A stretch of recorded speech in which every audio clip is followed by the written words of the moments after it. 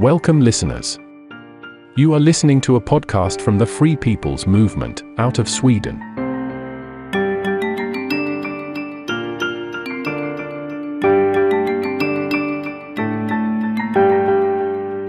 Episode 12. Jeffrey Epstein, Ghislaine Maxwell and the Blackmail-business. In this episode, we will take a closer look at one of the many tools of the deep state. The blackmail-business. If you are listening to the audio-only version of this podcast, make sure you follow us on YouTube and Rumble, as this episode contains some supporting graphics. So, seeing as the deep state probably has many different operations of this type, we will look at an example of this, using some familiar names and faces, just to illustrate the amount of control that the deep state has had. It might seem a bit complex, but as you will soon see, everything always ties back to the core of the deep state historically. Knut Agathon Wallenberg was a Swedish banker and politician. He was also a Knight of the Order of the Seraphim. Wallenberg was Minister for Foreign Affairs 1914 to 1917, and member of the Riksdag's First Chamber, the Upper House, 1907 to 1919. Together with his wife, he created Knut and Alice Wallenberg Foundation, which is one of the main contributors to the private university Stockholm School of Economics. Wallenberg was one of the founders of the Stockholm School of Economics, and is also seen as the founder of the community of Saltsjöbaden and an associated railroad. He also founded the British Bank of Northern Commerce in February 1912, while serving as the CEO of the Stockholm's Enskilda Bank. The British Bank of Northern Commerce was a joint venture by SEB and Landmandsbanken, today called Danske Bank, together with several other banks, including the Norwegian Central Bank, Banque de Commerce de Elizabeth, and Banque de Paris, Paribas. The purpose of the bank was to facilitate trade between the United Kingdom and Northern Europe. The bank financed Finland after the country achieved its independence from Russia in 1917-18, after the Russian Revolution, which of course had been orchestrated by the deep state. In October 1920, British Bank of Northern Commerce merged with C.J. Hambro and Sons, with the combined bank taking the name Hambro's Bank of Northern Commerce. In August 1921, the bank shortened its name to Hambro's Bank, in part because it did not want a name that was too limiting. Or maybe too obvious. Air Commodore Sir Charles Jocelyn Hambro was a British merchant banker and intelligence officer. Hambro was born into a banking family of Danish Jewish origin which had settled in Dorset and the City of London in the early 19th century. He was the son of Sir Eric Hambro, a partner in C.J. Hambro and Sons. He was also a Conservative Member of Parliament for Wimbledon between 1900 and 1907. He served for 2 years as an officer on the Western Front in the First World War, until demobilization.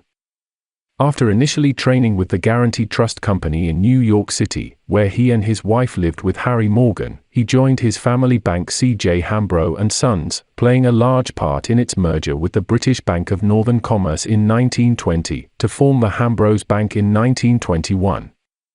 In 1928, only 30 years old, Hambro was elected into the Directorate of the Bank of England, and between 1932 and 1933, he worked on establishing the bank's Exchange Control Division, under the direction of Montague C. Norman, the Director of the Bank of England. In 1937, Hambro was asked to succeed Norman as director, but according to the official version, he turned it down as he was suffering from oral cancer, which he would later recover from. At the outbreak of the Second World War, Hambro was placed in charge of activities in Scandinavia, arranging smuggling, intelligence networks and sabotage operations. After the fall of France in June 1940, Hambro was made a colonel on the General Staff and was asked by Ronald Cross to join the Ministry of Economic Warfare, a cover organization for the Special Operations Executive, SOE. The SOE was charged with creating a spirit of resistance in occupied territories. Through his contact with Ebbe Munck, an anti-Nazi journalist, Hambro linked up with the Danish resistance, and was knighted as a Knight Commander of the Order of the British Empire for his work, in 1941. Hambro refused to accept any wages for his military work during wartime. Maybe, just maybe, because of less paper trails. Between December 1940 and November 1941, Hambro was also in charge of overseeing the French, Belgian, German, and Dutch sections of the SOE. From November 1941, he was also the deputy leader of the SOE for 5 months. In 1942 he succeeded in persuading the British and Norwegian organizations to form a planning commission, which was instrumental in devising Operation Grouse and Operation Swallow, important parts of the Norwegian heavy water sabotage missions. By this time, Hambro was on the executive committee of the SOE, and was promoted to Air Commodore. Roundel Palmer, now head of the SOE, appointed him to succeed Frank Nelson. His first major action as head of the SOE was to meet with Colonel William Joseph Donovan, the head of the OSS. Remember him from the previous episode? Wild Bill Donovan, the deep state operative who after his death was meant to take the fall for the murder of General Patton. Maybe just another coincidence. Later, a disagreement over actions in the Middle East led Hambro to resign in 1943. For the rest of the war, he acted as head of the British Raw Materials Mission in Washington, a cover for exchanging information and technology between Britain and the United States. This was part of the operation which led to the detonation of the first atomic bomb in the Manhattan Project. During the war, Charles Jocelyn Hambro's children lived in Sweden with the Wallenberg family. During this time, they grew up together with Mark Wallenberg and Peter Wallenberg. By the middle of the war, however, they moved to the United States to live with the Morgan family. After the war, Hambro returned to the city, assuming responsibility for the companies with which Hambros were associated. On the death of his uncle, Olaf Hambro, in 1961 he became chairman of Hambros Bank. Whilst maintaining close connection to commerce in Scandinavia, he extended the bank's interests to Africa and Asia. Ian Robert Maxwell MC, born Jan Ludwig Hyman Benjamin Hock, the 10th of June 1923, and dead on the 5th of November 1991, was a British media proprietor, former Member of Parliament, suspected spy, and fraudster. Originally from Czechoslovakia, Maxwell rose from poverty to build an extensive publishing empire. Early in his life, Maxwell, then an Orthodox Jew, escaped from Nazi occupation, joined the Czechoslovak army in exile during World War II and was decorated after active service in the British Army. Maxwell used his contacts with the Allied authorities in Germany to become the managing director of the United States and the British distributor of Springer Verlag, a German publishing house for scientific journals taken over by the Allies. Maxwell was funded initially, which kicked off his quick rise to power, by Sir Charles Hambro, who gave him a checkbook and loan facilities of what would be more than £350,000 today, on no collateral, provided by the deep state. Maxwell was their man. Springer Verlag then merged with the British Butterworth Publishing Company to form the Butterworth Springer Publishing Company. Maxwell then bought 3/4 of Butterworth Springer, while the remaining 1/4 was bought by the Jewish scientific advisor Paul Rosbaud. They then changed the company name to Pergamon Press. The sale was mediated by none other than Charles Hambro, according to British journalist Stephen Dorrell. Maxwell then led a flamboyant life, living in Headington Hill Hall in Oxford, from which he often flew in his helicopter, or sailing in his luxury yacht, the Lady Ghislaine. He was litigious and often embroiled in controversy. In 1989, Maxwell had to sell successful businesses, including Pergamon Press, to cover some of his debts. In 1991, his body was discovered floating in the Atlantic Ocean, having apparently fallen overboard from his yacht. He was buried in Jerusalem.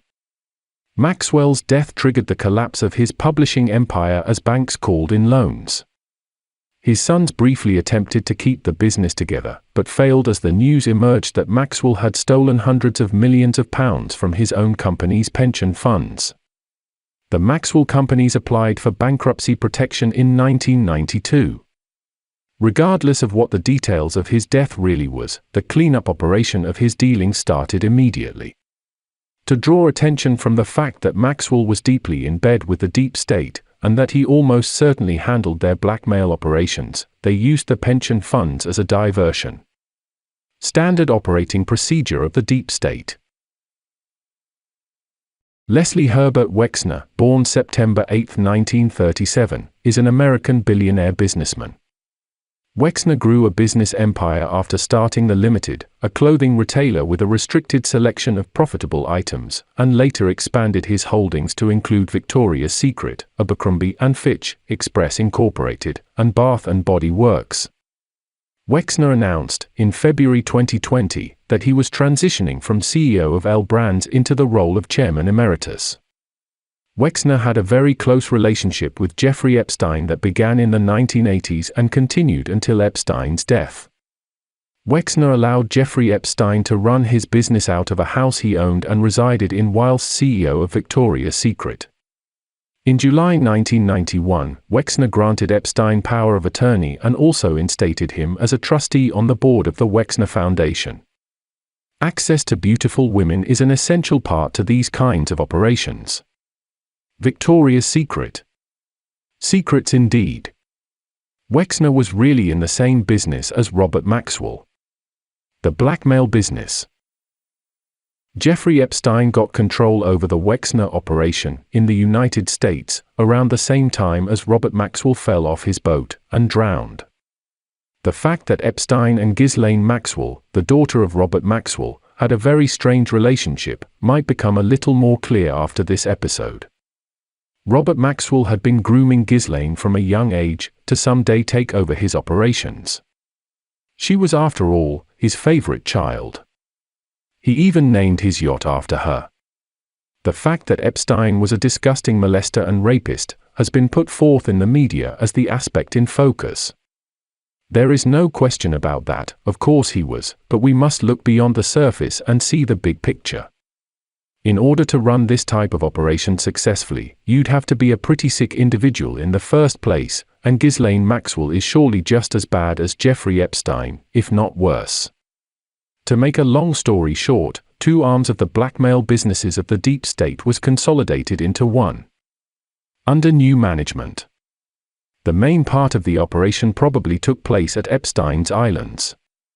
Located in the U.S. Virgin Islands, known as Great St. James and Little St. James.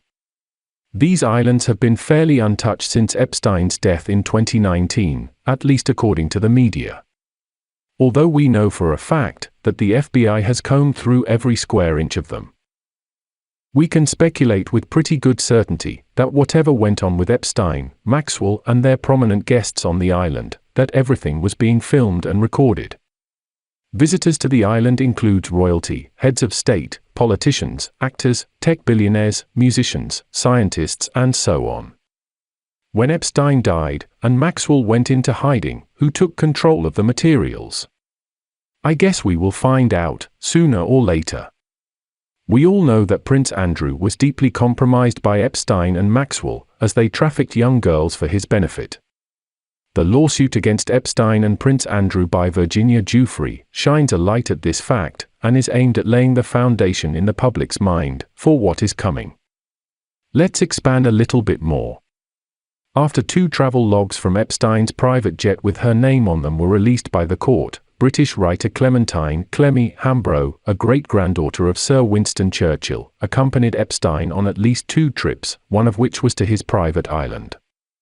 She is of course also related to Charles Jocelyn Hambro. Clementine Hambro was also a bridesmaid to Diana, Princess of Wales, at her wedding with Prince Charles. Prince Charles also had his fingers stuck deep inside the dealings of paedophile Jimmy Savile.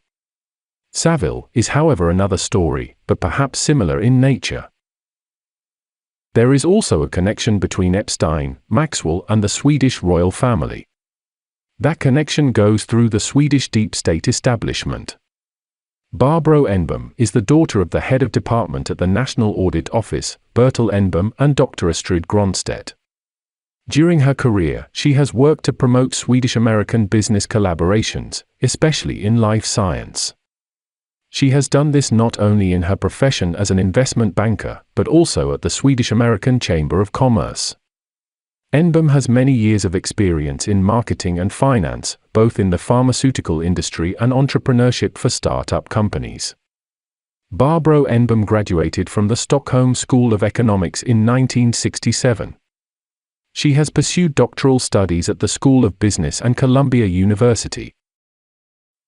Enbom came to work in various roles in the pharmaceutical industry and on Wall Street in the US as a business leader and analyst. Among other things, she was part of the management team for companies that are today part of GlaxoSmithKline. In 2001, Enbom took the initiative to establish the Female Economist of the Year, which is a scholarship awarded annually to a prominent female student at the Stockholm School of Economics. Stockholm School of Economics, if you hadn't put that together yet, is controlled by the Wallenberg family. In the same year, Enbom founded the network BBB, Barbro's Best and Brightest for Young Ambitious Women, initially only for business school students but then expanded to women from other universities and other areas of activity. Today, there are more than 200 members within BBB. The scholarship received the equivalent of at least 1.5 million Swedish krona in donations from Jeffrey Epstein between 2001 and 2014.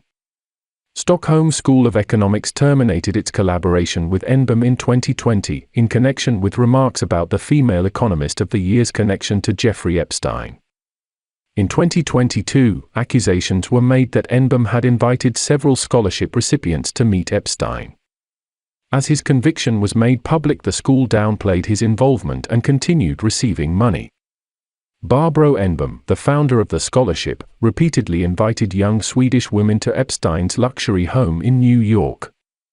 Dress code: bare legs.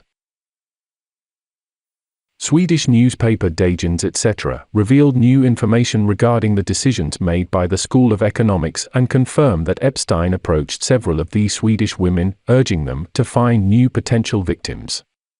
Another way to put it is that they were testing these women to see who could be useful in the blackmail business. High moral fiber is not something that they look for. Like we've said before, access to beautiful women is essential, especially if you can find those with questionable morals. What is the connection to the Swedish royal family? On June 27, 2014, the court announced Swedish Prince Carl Philip and Sofia Hellqvist's engagement. The couple had met in Båstad 5 years earlier, and Sofia was already considered part of the family. The woman who made sure that Sofia had ample coaching before the marriage with the Swedish prince was Barbro Enbom. Barbro Enbom had for a long time been Princess Sofia's mentor. They still have close contact, and Enbom is always a guest when the prince and princess have large parties. Just coincidences, of course.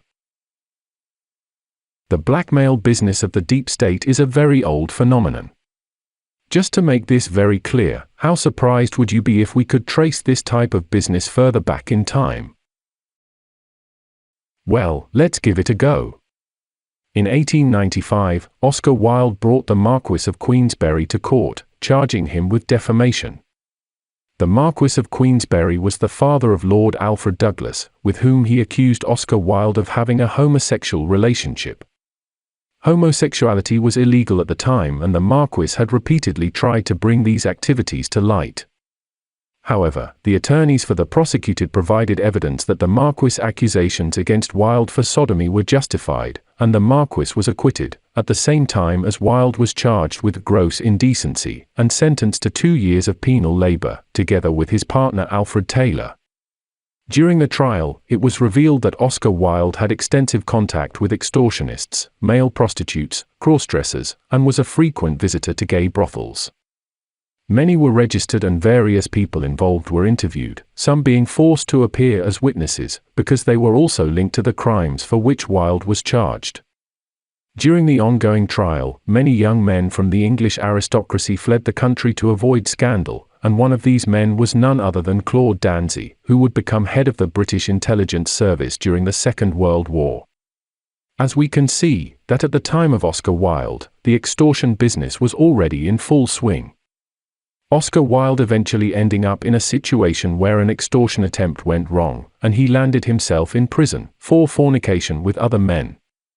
After Oscar Wilde's death in the year 1900, his body was moved in 1908 to the Père Lachaise Cemetery in Paris, after it was revealed that an anonymous donor donated £2,000 to a grave monument. The stone was designed as a sphinx, a guardian sculpture where the word originates from the Greek word sphingo, meaning secret keeper, or someone who knows but is not telling. Who was the sculptor of the statue?